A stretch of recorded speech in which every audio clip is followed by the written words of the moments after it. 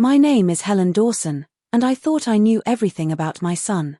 Until one ordinary Sunday afternoon, I realized I didn't know him at all. It was a warm September evening when my son, Ethan, called me. His voice sounded nervous but happy, the kind of tone a young man gets when life feels like it's finally falling into place. "Mom," he said, "I want you to meet someone." There was a pause, a heartbeat too long. "Her name's Mia," he continued. "We've been dating for a while. I think she's the one." I smiled, holding back tears of joy. "Oh, Ethan, that's wonderful. When can I meet her?" "This weekend," he said quickly. "She's free, and I want to bring her over for dinner."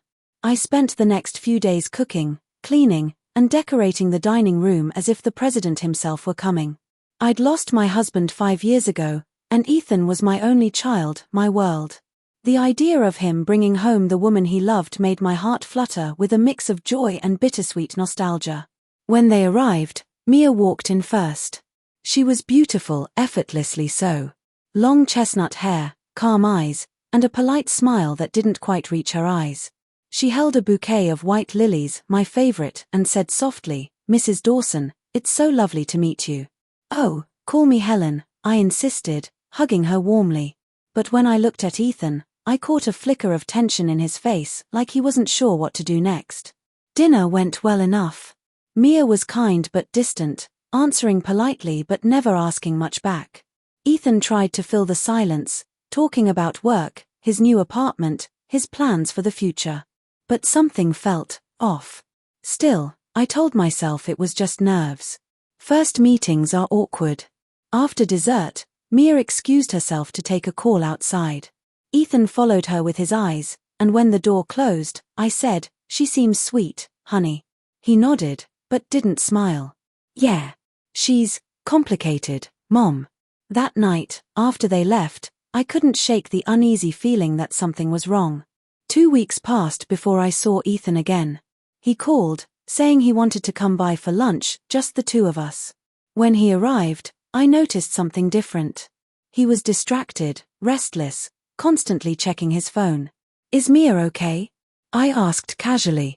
He froze. Yeah, she's fine." "Ethan," I said softly, "what's going on?" He sighed, running a hand through his hair. "It's nothing serious, Mom. Just life stuff. You know." I didn't push him. Sometimes, when you love someone, you learn when not to ask. Then, 3 weeks later, I got the call. "Mom, we're coming over for dinner again," Ethan said cheerfully. "There's something important we want to tell you." I spent the whole day cooking lasagna, salad, apple pie. My heart raced with anticipation. Maybe he was going to propose. When they arrived, I noticed Mia wasn't wearing her usual calm expression. She looked tense, like she was carrying a secret. We sat down at the table, and after a few minutes of small talk, I smiled and asked, "So, when's the wedding?" Mia's fork froze halfway to her mouth. She looked at Ethan and then back at me.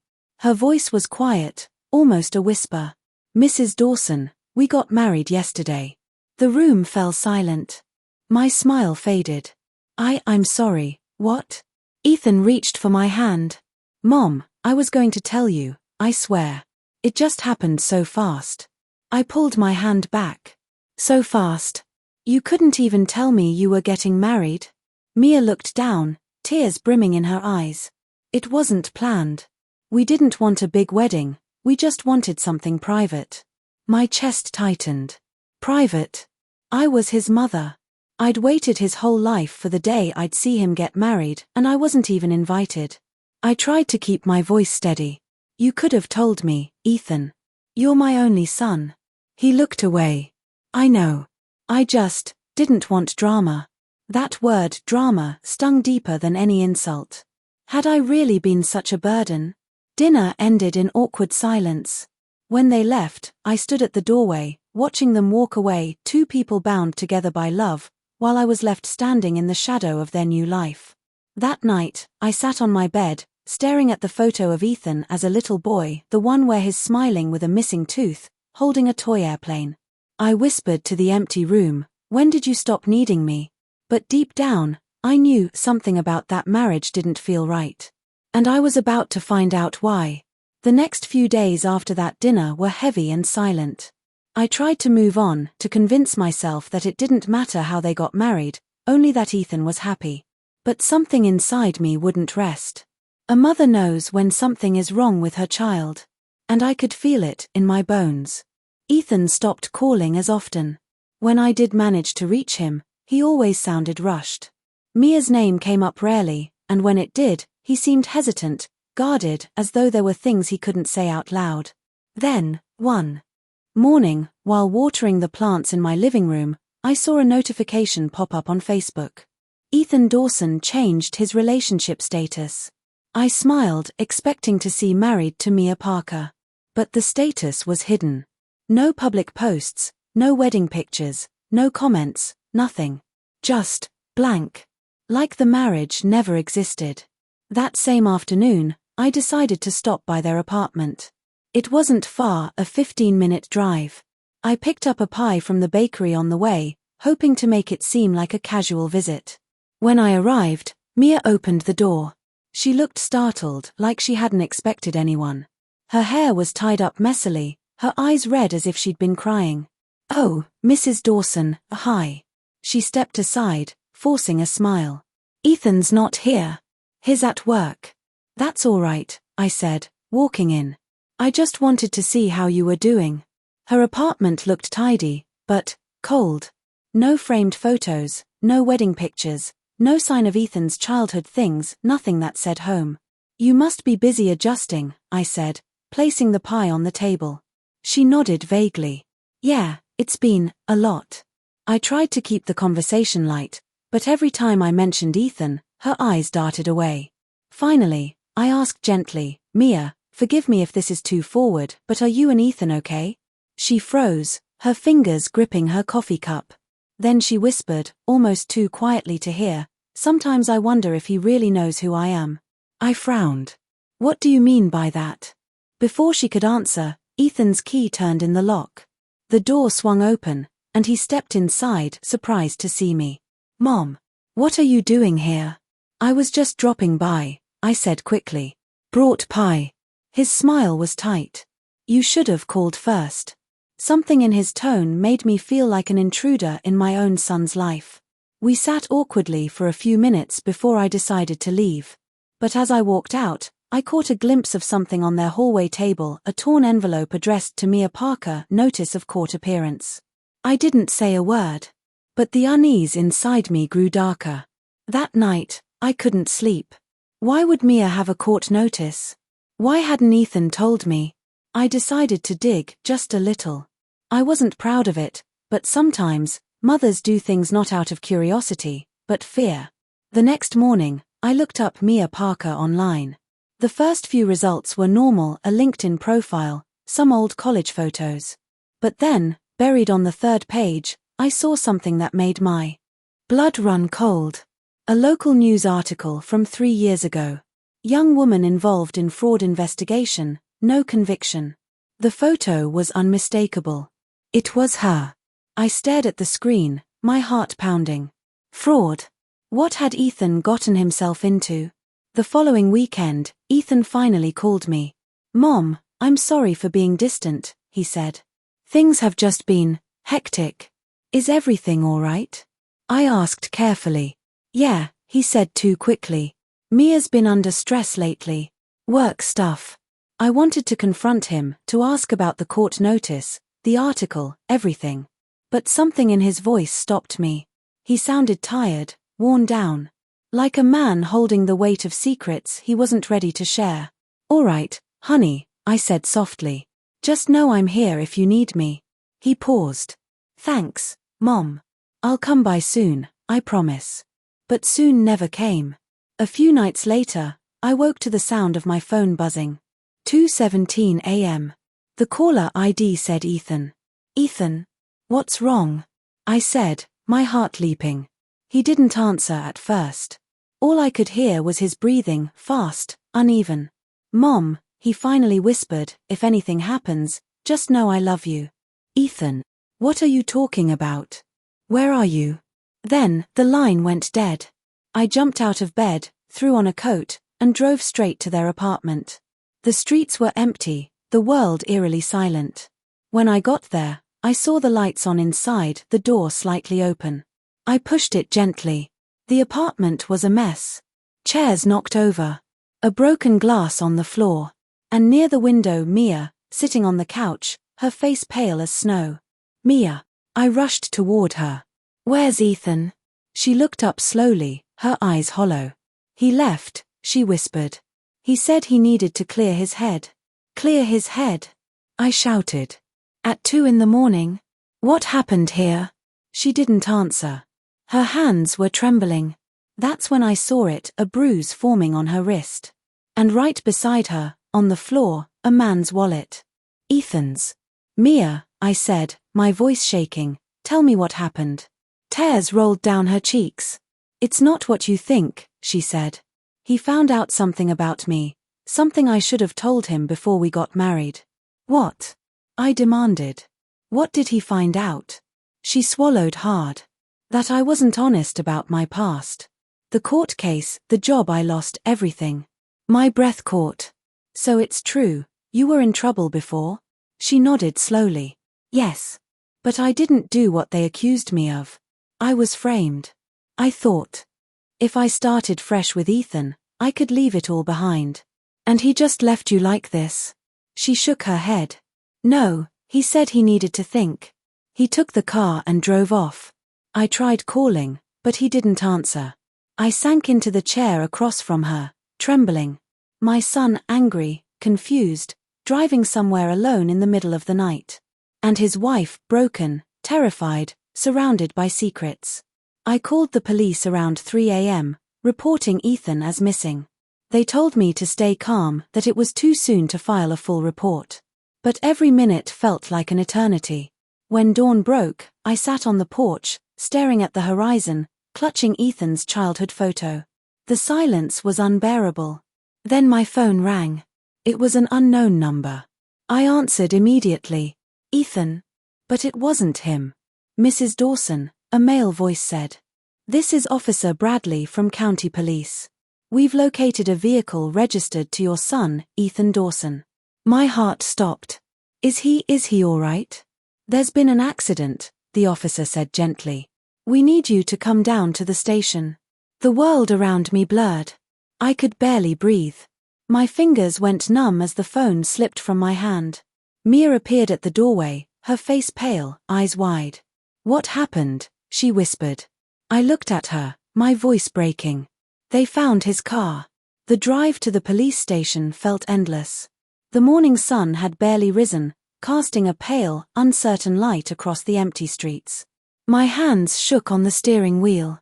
Every turn, every red light, felt like a cruel test of patience. When I finally arrived, a young officer led me into a small waiting room. The walls were sterile white, and the smell of burnt coffee lingered in the air. I sat down, clutching my purse like it was the only thing holding me together. After what felt like forever, a tall man in a navy uniform walked in, Detective Bradley, according to his badge. "Mrs. Dawson," he said gently, taking a seat across from me. "Thank you for coming so quickly." I could barely nod. "Where's my son?" He hesitated. "We found his car off Highway 47. It looks like it skidded off the road and hit the guardrail." But what?" I interrupted, my voice trembling. The car was empty. There was no sign of Ethan inside. I blinked, confused. "Empty? What do you mean empty?" "Driver's door open, engine still warm. We've searched the area, no footprints, no phone, no wallet. We're expanding the search radius as we speak." My head spun. "But that doesn't make sense. He wouldn't just walk away." Detective Bradley leaned forward. "Is there any reason your son might have wanted to disappear, Mrs. Dawson? Financial issues, relationship problems?" The question stung. "He's a good man," I whispered. "He's been under stress, yes, but he would never just vanish." He nodded, writing something down in his notebook. "We'll find him, But I'll be honest with you, given the time frame, the sooner we act, the better." When I got back home, Mia was sitting on the front steps, her face buried in her hands. She looked up when she heard my car. What did they say? She asked, her voice small and broken. They found his car, I said softly. But he wasn't there. Her lips parted in disbelief. Not there. You mean, he's missing? I nodded slowly. They're searching, but, before I could finish, she burst into tears. Oh God, it's my fault, she sobbed. What do you mean? I demanded. She shook her head violently. If I hadn't lied, if I'd just told him everything, he wouldn't have driven off like that.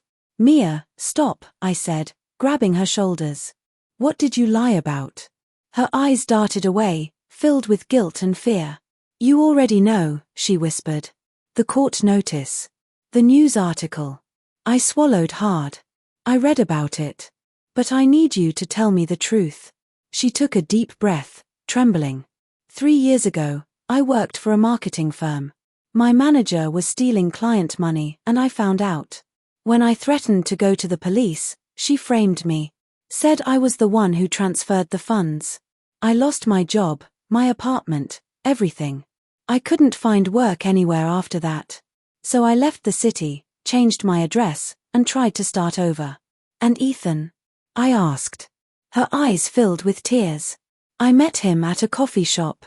He was kind to me, treated me like I was worth something again. I thought if I told him the truth, he'd see me differently, so I waited. But when the court notice came back last week, everything fell apart. He found it before I could explain. I stared at her. The story sounded sincere, but part of me still doubted. Why didn't you go to the police when it happened? I asked. She hesitated. I tried. But no one believed me. My boss had connections, people who made sure I stayed quiet. I didn't know what to think. Was she a victim or was she still lying? The next few days were agony. Police combed through woods and roads, helicopters circling overhead. I spent hours at the station, waiting for any update. Then, on the 4th day, Detective Bradley called me in. Mrs. Dawson, he said gravely, we found something. He placed a small plastic bag on the table. Inside it was Ethan's wedding ring, covered in dirt and dried blood. I felt the air leave my lungs. Where did you find that? About half a mile from where we found the car, he said. It looks like there may have been a struggle. My vision blurred. A struggle? With who? We're not sure yet, he said carefully. But there were tire marks from another vehicle nearby. We're checking for any nearby surveillance footage. He paused before continuing, Mrs. Dawson, does your son have any enemies? Anyone who might want to harm him or his wife? My eyes widened. You think someone hurt him? He didn't answer directly. We're considering all possibilities. That night, I couldn't bear being alone, so I let Mia stay at my house. She barely spoke. She just sat on the couch, staring blankly at the wedding photo on her phone, one of the few they had taken privately, just the two of them smiling under a tree. Do you think he's still alive? She whispered. I hesitated, forcing back tears. I have to believe he is. But deep down, fear was eating me alive. At around midnight, I went into the kitchen to make tea, and that's when I heard it. A faint vibration. A phone buzzing somewhere in the living room. I walked back quietly. The sound was coming from behind the couch cushion. When I lifted it, I froze. It was Ethan's phone. Still turned on. Still with missed calls from me and from Mia. I turned slowly to face her. Mia, why do you have Ethan's phone? Her face went pale. I don't. I thought he took it. Don't lie to me, I shouted. His car was found miles away. How did his phone end up here? Tears welled up in her eyes. I swear I don't know. He must have left it at the apartment and I didn't realize, but her voice faltered when she saw my expression. You're hiding something, I said coldly. Tell me the truth, Mia. Now. Her hands trembled as she clutched the edge of the sofa. I can't, she whispered. If I tell you, you'll hate him. Hate who? I demanded. She looked up, eyes glistening. Ethan. My heart skipped a beat. What are you talking about? She swallowed hard. Before we got married, Ethan helped me. When I told him about the fraud case, he said he knew someone who could make it disappear. Someone who could fix things. I stared at her.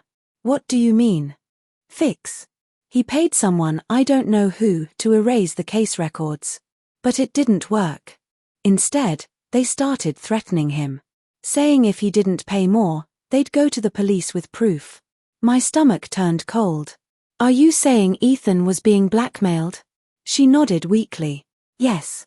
That's why he was so distant. He thought he could handle it himself, but last night he said they were coming after him. I felt dizzy, my knees nearly giving out. Who, Mia? Who was coming after him? I don't know their names, she cried. Just that they wanted money. A lot of it. At that moment, headlights flashed through the window. A car slowed in front of my house, then sped away. Both of us froze. Did you see that? I whispered. Mia nodded, terrified. They're watching us. The next morning, I went straight to Detective Bradley with everything Mia had told me. He listened carefully, his expression grim. If what she's saying is true, this changes everything.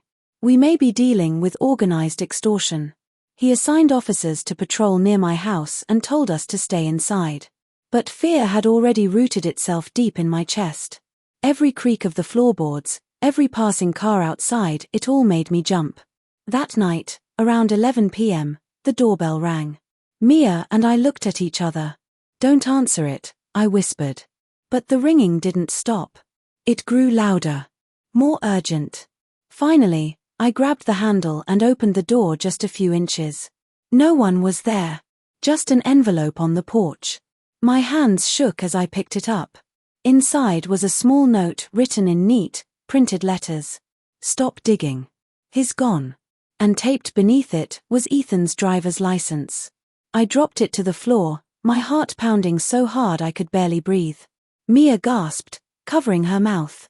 Oh my God, we called the police immediately. Within minutes, 2 squad cars arrived. They took the note and the license as evidence, assuring us they'd trace any fingerprints or DNA. But I could tell from their faces they didn't expect much. After they left, Mia sat on the floor, shaking uncontrollably. This is my fault, she kept saying. They wanted me. Not him. I knelt beside her. No, Mia. We're going to find him. Do you hear me? I won't stop until I do. But when I looked at her, the fear in her eyes wasn't just guilt. It was something else. Something darker. The next morning, I received a call from an unknown number. A man's voice, deep and calm, said, Mrs. Dawson, if you want to see your son again, don't talk to the police anymore. My heart stopped. Who is this? Where's Ethan? The voice chuckled. You'll find out soon enough. Then the line went dead. I stared at the phone in my hand, trembling. For the first time since this nightmare began, one thought echoed in my mind, my son is alive. But at what cost? The phone call replayed in my head over and over, if you want to see your son again, don't talk to the police anymore. Every word felt like a dagger twisting deeper into my chest. I sat at the kitchen table, my hands gripping the edge so tightly that my knuckles turned white. Mia stood by the window, pale and shaking. Was it them? She whispered. I nodded slowly. They said Ethan's alive. Her eyes filled with tears. Then we have to tell the police. No, I said sharply. They warned me not to. She froze, her lips parting. So what do we do? I didn't know. I'd never felt so powerless, a mother trapped between fear and hope. But one thing was certain, whoever these people were, they knew where I lived, and they had my son. That night, I couldn't sleep. Every sound outside, the hum of a car, the whisper of wind, made me flinch. Around 2 a.m., I saw Mia pacing in the hallway, clutching her phone. Who are you calling? I asked quietly. She startled, then hid the screen. No one. Just checking messages. Mia, I said firmly, if there's something you're not telling me, now's the time. She looked at me, her face trembling. I have a friend, someone from before. He might know the people who took Ethan. I just need to reach him. Is that safe? I asked. It's the only lead we have, she said, her voice breaking. Against my better judgment, I let her make the call. She stepped outside to the porch, whispering into her phone for several minutes. I couldn't hear the words, only the tone. Desperate. Pleading. When she came back in, her face was pale but determined. "He'll meet me tomorrow night," she said quietly. "He said he knows who's behind this." The next evening, we drove to an abandoned gas station on the outskirts of town. The sun had just dipped below the horizon, casting the sky in shades of orange and purple. "Mia, are you sure about this?" I asked, clutching my purse tightly. She nodded. "If there's any chance to find Ethan, I have to take it." We parked near the edge of the lot. A few minutes later, a dark SUV pulled up across from us. A man stepped out tall, wearing a leather jacket and a cap pulled low. "That's him," Mia whispered. He walked over slowly, his hands in his pockets. "You shouldn't have called me," he muttered. "Where's Ethan?" Mia demanded. He sighed. "Mia, you and your husband messed with the wrong people. Those men, they don't just let things go." "What do they want?" I asked. He glanced at me. "Money. Always money." Ethan tried to buy silence, but they wanted more. When he couldn't pay, they took him. "Where?" I asked, my heart pounding. The man hesitated. "There's an old warehouse near Miller's Creek. They use it to store things." "You didn't hear that from me." Then he turned and walked away. Mia grabbed my hand. "We have to go there." I shook my head. "No. It's too dangerous. We should tell the police." "They'll kill him if we do," she cried. "Please, Helen. You're a mother, you understand." Her words cut straight through me. So we went. The drive to Miller's Creek was long and silent. The road wound through thick trees, the darkness growing heavier with every mile. My hands trembled on the steering wheel. When we finally reached the warehouse, the place looked deserted, a massive, rusted building surrounded by silence. We parked a distance away, leaving the headlights off. "Stay here," I whispered. "No," Mia said firmly. "We go together." We crept closer, our footsteps crunching on gravel. The night air was cold, heavy with the scent of rain. A single light flickered inside through a cracked window. Then, a voice. I froze. Someone was talking inside. Mia peeked through the window first. Her eyes widened. "Oh my God, it's him." I looked, and there he was. Ethan. Tied to a chair, bruised but alive. Two men stood nearby, one pacing, the other on his phone. Tears filled my eyes. "We have to get him out." Mia nodded, scanning the area. "There's a side door, maybe we can sneak in when they're distracted." My heart pounded as we slipped quietly along the wall. Every step felt like an eternity. When we reached the door, it was unlocked. We eased it open, holding our breath. Inside, the smell of oil and rust filled the air.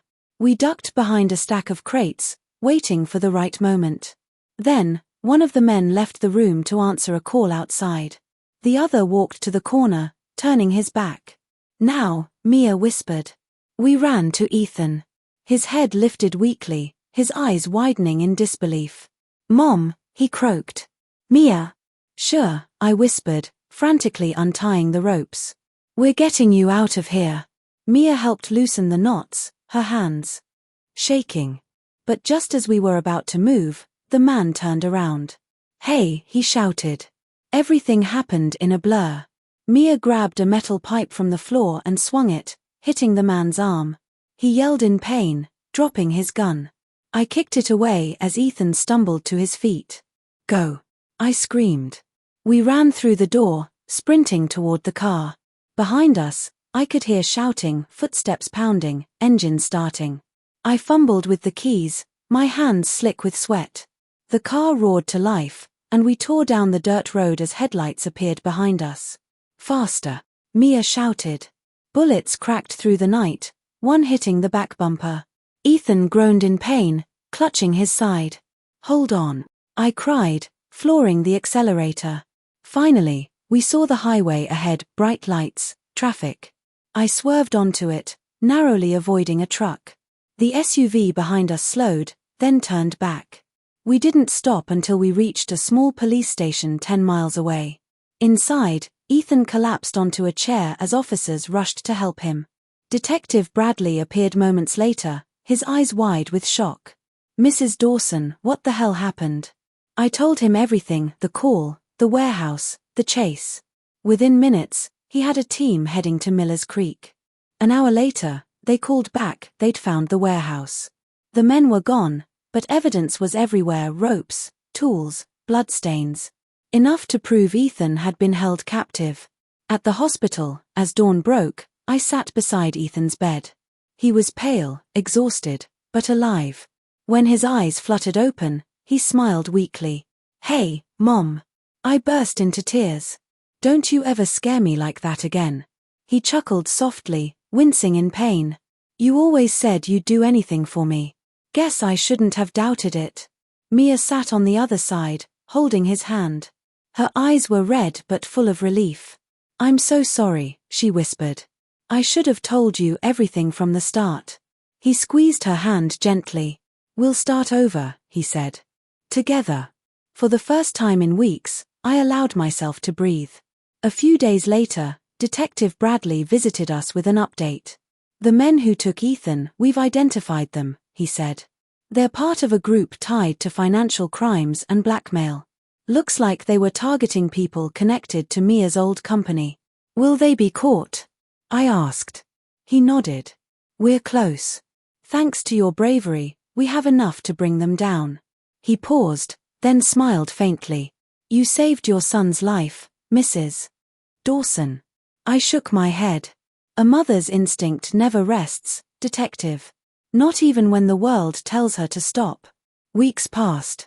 The bruises faded. The fear began to lift. One morning, I stood in my garden, pruning the roses, when Ethan walked up behind me.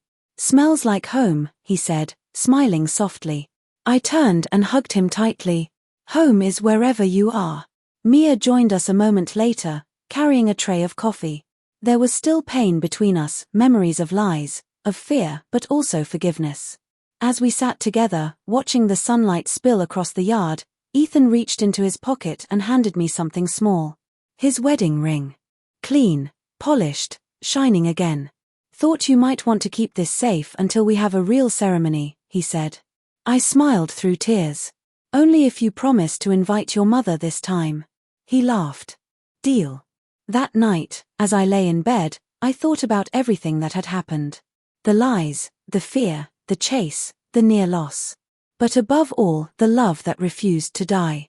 Because sometimes, being a mother means walking straight into danger, not because you're fearless, but because your child's heartbeat is louder than your own. And as the moonlight poured through my window, I whispered a quiet prayer. For every mother who's ever been kept in the dark, may she find the strength to bring her child back into the light.